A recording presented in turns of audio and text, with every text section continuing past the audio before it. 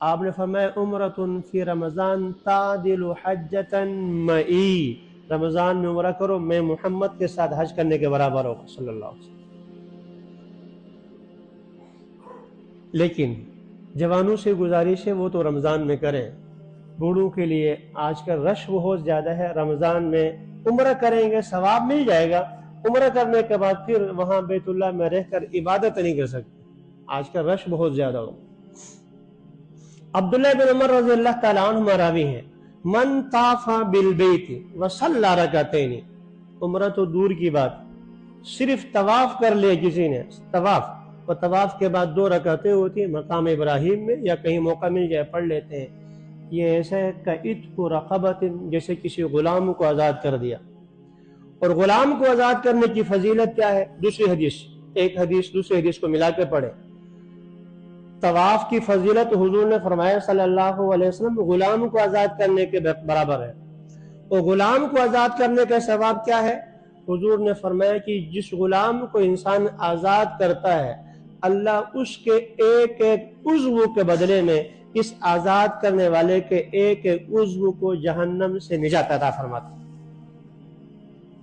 لہذا طواف کر لیا آپ نے تو جہنم سے برات کا پروانہ مل گیا۔ رسول اکرم صلی اللہ علیہ وسلم کی ایک اور حدیث، آپ نے ارشاد فرمایا روزانہ 120 رحمتیں اللہ تعالیٰ کی بیت اللہ پر اوپر سے نازل ہوتی، وہ رحمتیں کیسی ہوں گی اللہ ہی جانتا ہے، 120 رحمتیں، اس میں 60 رحمتیں ان کے لیے ہے جو طواف کرنے والے، بیت اللہ کے اندر وہاں جا کر میں اور آپ کے لیے نفل نماز پڑھنے سے طواف کرنے کا ثواب زیادہ ہے، تو 60 رحمتیں محض ان کے لیے جو طواف کرنے والے، 40 رحمتیں ان کے لیے جو وہاں نماز پڑھنے والے عبادت کرنے والے، اور 20 رحمتیں محض ان کے لیے جو نہ نفل پڑھ رہے نہ طواف کر رہے، بیت اللہ کو ٹکٹکی باندھ کے دیکھ رہے ہوتے۔ یہ منظر یہاں نہیں ہوتا، یہاں یہ نظر سمجھ میں نہیں آتا، یہاں کیا وہاں پتہ چلتا ہے کہ بیت اللہ کو دیکھنے کا منظر کیسا ہوتا۔ حضرت صلی اللہ علیہ وسلم سے پوچھا گیا کہ بہترین عمل کون سا ہے؟ آپ نے ارشاد فرمایا افضل الاعمال حجۃ مبرورۃ، بہترین عمل مقبول حج ہو، عمرۃ مقبولہ، مقبول عمرہ ہو، یہ سب سے بہترین عمل ہے۔ آخری ایک حدیث پڑھتا ہوں عمرے سے متعلق، پھر اس کے بعد جو ہے وہ عمرے کی طرف ان کے مسائل کی طرف آ جاتا ہوں۔ آپ نے فرمایا کہ الحجاج والعمار وفد اللہ، حاجی اور عمرہ کرنے والے یہ اللہ تعالیٰ کا وفد ہے، اللہ کے مہمان ہیں، یہ جس کے لیے مغفرت کی دعا کرتے ہیں اللہ تعالیٰ ان کی بھی مغفرت کرتے ہیں، اور جن کے لیے جو کچھ یہ مانگتے ہیں اللہ تعالیٰ وہ کچھ عطا فرماتے ہیں۔ رسول اکرم صلی اللہ علیہ وسلم سے پوچھا گیا یا رسول اللہ صلی اللہ علیہ وسلم میرے والد کا انتقال ہو گیا